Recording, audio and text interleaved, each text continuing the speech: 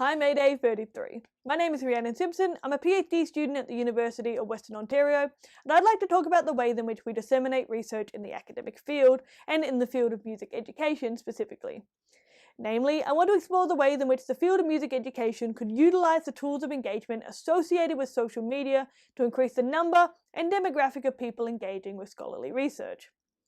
This idea comes in response to a dissertation study from Sheehy, which found that most in-service teachers report that they do not engage with scholarly publications after they've graduated from Teachers College, due to their use of inaccessible language, associated cost, and unengaging formats. I feel that many scholars may be rightfully weary of a proposal that academics should employ practices rooted in the discourses of social media and social media platforms themselves to disseminate their research. Boyd notes that social media is now intertwined with neoliberal capitalism and data surveillance, and this sets off the spidey senses of many critical academics. I'd like to note that in this context I'm using Hall et al.'s definition of neoliberalism as an institutionalized framework founded in economic liberalization that most commonly manifests in privatization, deregulation, rationalism, and free marketization. Now, social media's association with neoliberalism and market consumerism is justified and worthy of critique. The exploitation of the human need for community to sell products and the frankly shady manner by which companies collect and sell our data to global conglomerates is incredibly problematic. Thus, many scholars are hesitant to explore social media and its implications for classrooms or academic practices within their published writings. The incredible Oxford Handbook of Social Media and Music Learning is a big step in addressing this, but the fact that it was published in 2020 says a lot about the field's previous resistance to acknowledging the impact these platforms have on the lives of teachers, students, musicians, and academics. In their foreword to the book, Shippers labels this resistance as striking and notes that the academic field of music education has been particularly slow to take advantage of the potential for social media to inform both teaching and scholarly practice. This presentation explores the ways in which tools of engagement utilized by users of the social media platform TikTok could lead the field of music education to disseminate their research in ways deemed more engaging and accessible for in-service educators. TikTok was specifically chosen for a few reasons. 1, it overtook Google as the most popular website online in 2021. 2, there are hardly any music education papers being published about an app that centers music and sound and collaboration as the driver of its content creation. And 3, because in my time scrolling through TikTok, I've deduced that it has learnt from and borrowed the tools of engagement designed to increase engagement and attention from every social media app preceding it, positioning TikTok as the current pinnacle when exploring exemplars of how social media has monopolized the so-called attention economy. Now, I sit right on the generational line between Gen Z and Gen Y, and thus I'm a part of a target demographic social media platforms appeal to in an attempt to poach users from one site to another. I had a MySpace in the mid-2000s that I still can't figure out how to delete. I have numerous Facebook pages and YouTube channels. I've used Snapchat, Instagram, Stories, and Reels to keep up with friends and document my life since before I was in high school. And as a result, I recognize the ways in which tools designed to keep me engaged and remain on a platform have evolved over time, and led to the curation of the social media platform I anecdotally believe is the most engaging and that studies show to be the most addictive. TikTok has aspects of community building that I associate with MySpace and Facebook, with various specialized subgroups with their own trends, aesthetics, and vocabularies easily found. Its use of interactive tools like polls, Q&As, and comments aids in the shaping and development of these communities. It uses videos in ways not dissimilar to YouTube, but within the strict short time limitations of Snapchat or Twitter character counts. This forces users to be direct, concise, and use accessible language that can be understood quickly by diverse audiences. And it's incredibly visually interesting. All of this is to say that TikTok has assessed all of the tools social media platforms recognize increase engagement in a Web 2.0 world and put them all together. It was explicitly designed to grab your attention and hold the attention of a diverse collective of people, which is something that the academic field of music education is not particularly good at. When looking at the ways in which music education scholars disseminate their research, we note an absence of many of the tools which encourage active engagement exemplified by social media platforms like TikTok. In fact, black and white PDFs of academic text literally look more similar to a handwritten scroll than they do of any of the methods of information dissemination associated with Web 2.0. And this aligns with Erkovich's critique of the field of music education's resistance to technology. They argue that the academy received technology with strategies of assimilation, where technology is perceived as a device to extend the status quo. Erkovich gives the example of an iPad being used in the classroom to display 300-year-old sheet music. The potential of the iPad to inform innovative approaches to teaching and learning is not embraced. It's just used to perpetuate existing paradigms of classroom instruction. The same thing has happened in the dissemination of our research. We've taken a black and white printout, the same as it has existed for hundreds of years, and we just put it inside a computer. Sometimes we might even repost that document onto our Facebook or LinkedIn pages, but we're not actually embracing any of the engagement methods Web 2.0 shows us work to create community, foster critical discussion, and increase interaction and engagement, which is what we present as being the goals of the dissemination of academic research in the first place. It's rare to see publications using colour images or diagrams or even using visual supports at all.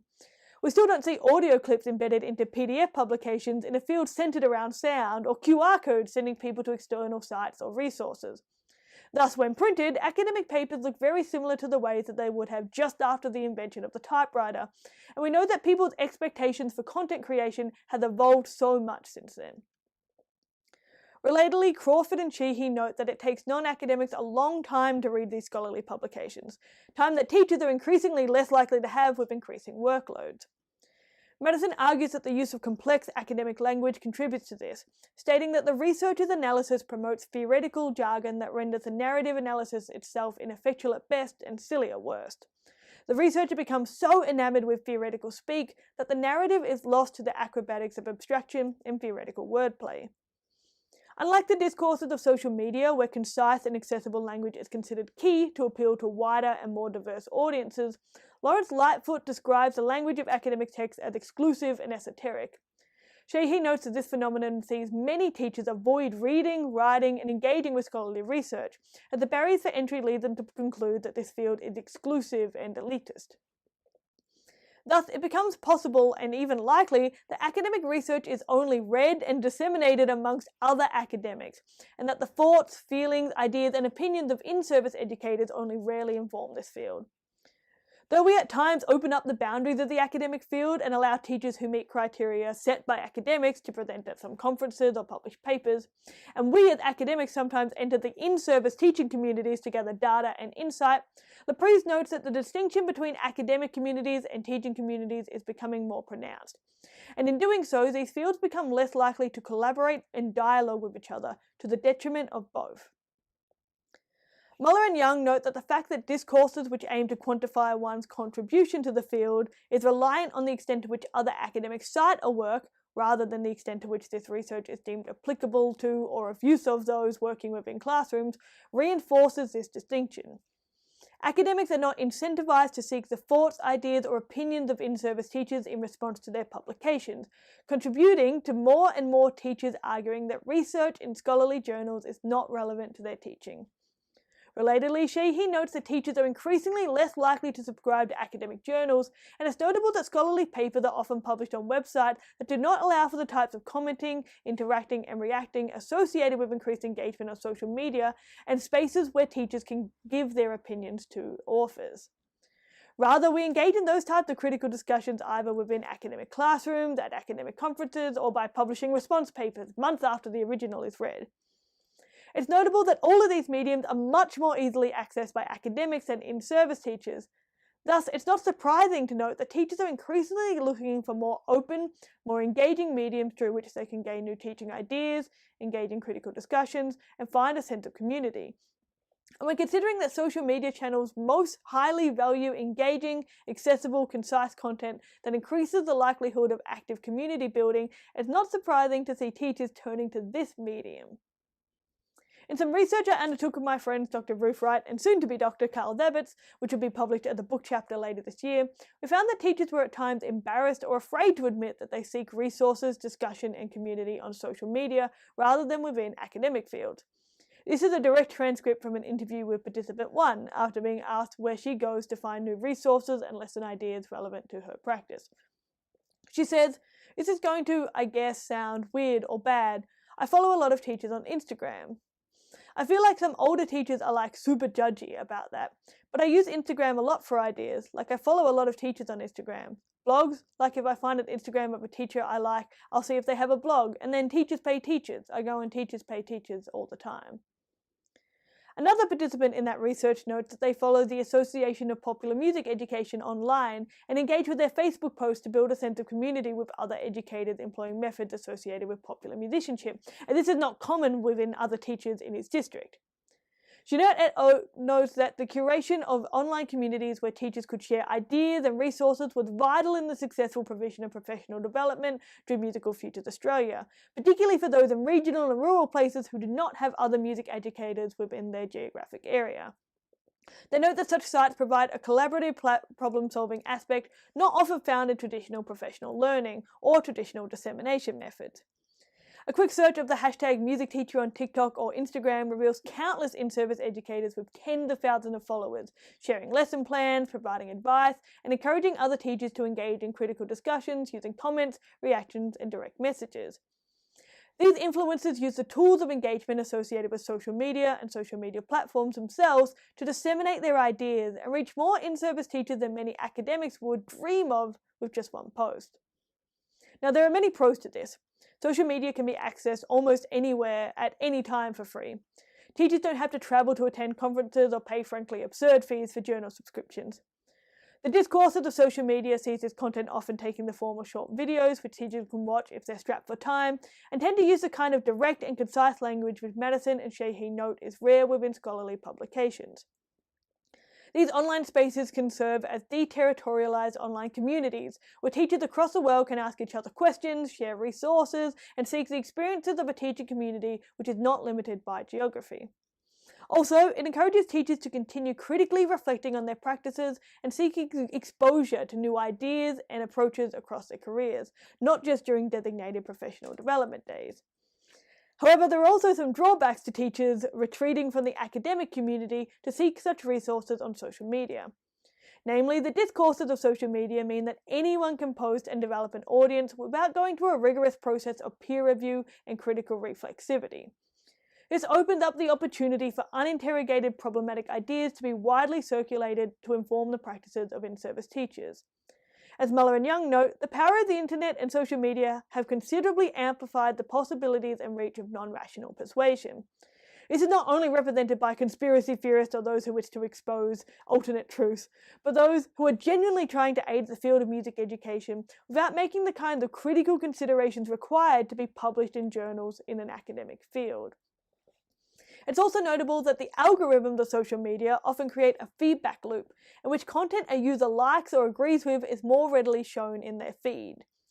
Home notes that this enables them to avoid confrontation with the other. They can withdraw to their digital worlds and their digitally constructed references. In the field of academics, you are constantly forced to engage with ideas, approaches, thinkings, and critiques that you may disagree with, but this is increasingly rare within social media spaces. Band teachers are likely to find themselves in a bubble filled with other teachers who love band, popular music educators with other popular music educators. The ideas, thinking, critiques, or experiences of those outside of this bubble aren't even shown to them, and thus are unable to inform the critical thinking of educators. And the reason for this is simple and brings us back to social media's undeniable connection with neoliberalism. People who feel that they are a member of a community that supports their practice are more likely to be happy on their platform and thus spend more time there, allowing for more of their data to be mined and on-sold, and are more likely to buy the advertised products. Lippmann notes that neoliberalism reframes all social relations, all forms of knowledge and culture in terms of the market. All services established for the common good are potential targets of investment and profit-making.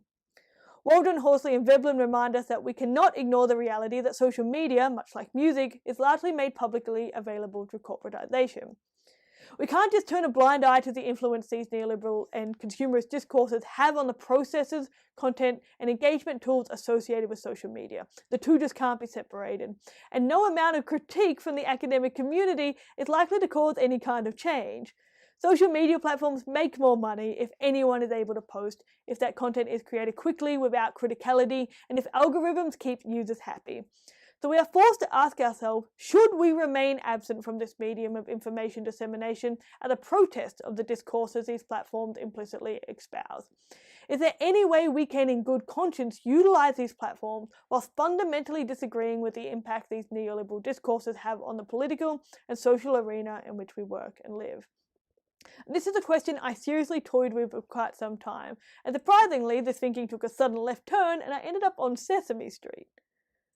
On a very long flight from Vancouver to Sydney, I found myself watching this documentary, which explored the early factors that led to the children's TV show Sesame Street being created. And it noted a willingness to be both critical of the neoliberal discourses informing the dominant media medium of the time, in the case of the 1960s this was television, and an openness to its potential to be used for educational means. Founder of Sesame Street, Joan Gans Cooney, noted that in the mid to late 1960s, every child in America was singing beer commercials. Now, where had they learnt beer commercials? A lot of children in America were walking into supermarkets and identifying products by having seen cheer on the screen. John Stone, another founder of Sesame Street, lamented that, "I've sat through so many children's shows, just terrible stuff. You're selling toys and breakfast cereals."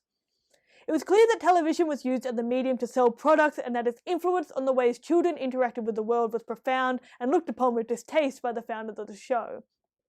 And though these founders of Sesame Street were critical of the amount of time kids spent watching TV and of television's association with consumerism, they noted that the ability for such programs to hold the attention of people was unparalleled.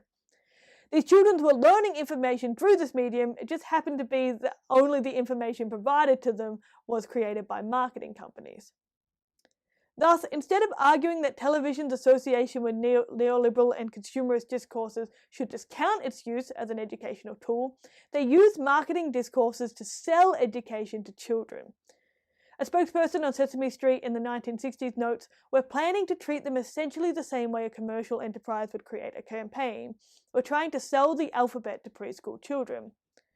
Dialogue like "This program is brought to you by the letter X" and the use of Jim Henson's puppeteering company Muppets Inc., which was previously utilized to sell consumer products to adults, also exemplifies this.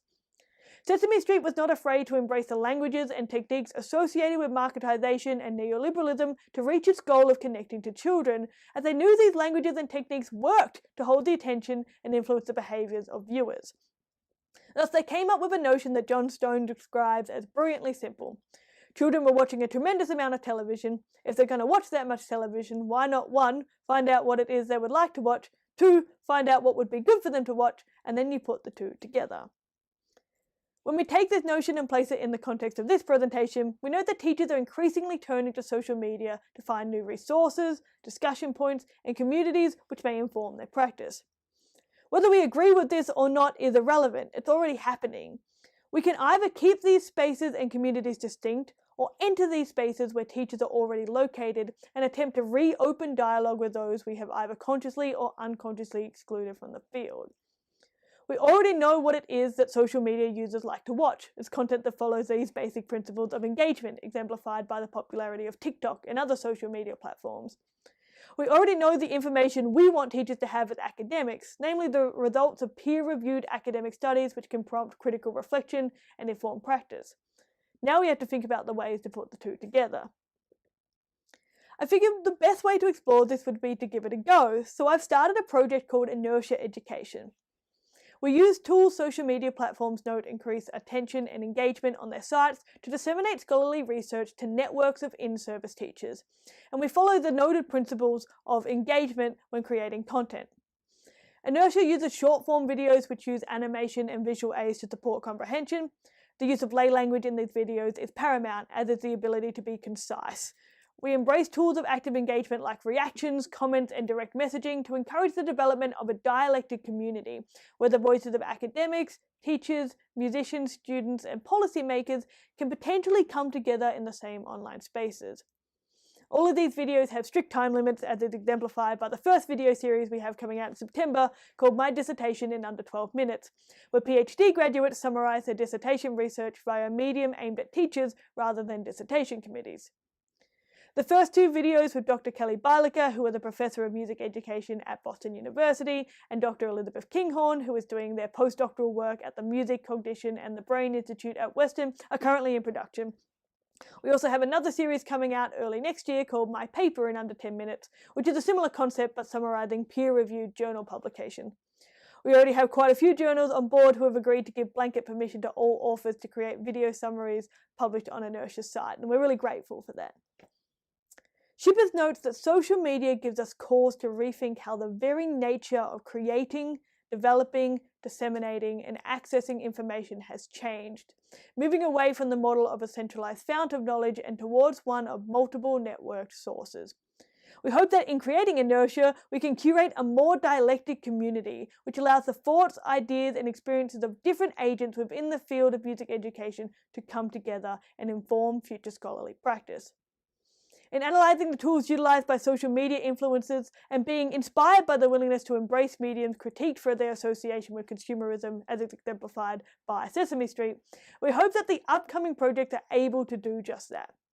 But Inertia is just an experiment in whether the field of academic music education can find a place within social media spaces, and thus in the lives of in-service educators, musicians, and students. Perhaps the neoliberal discourses of social media make this impossible while still espousing academic integrity.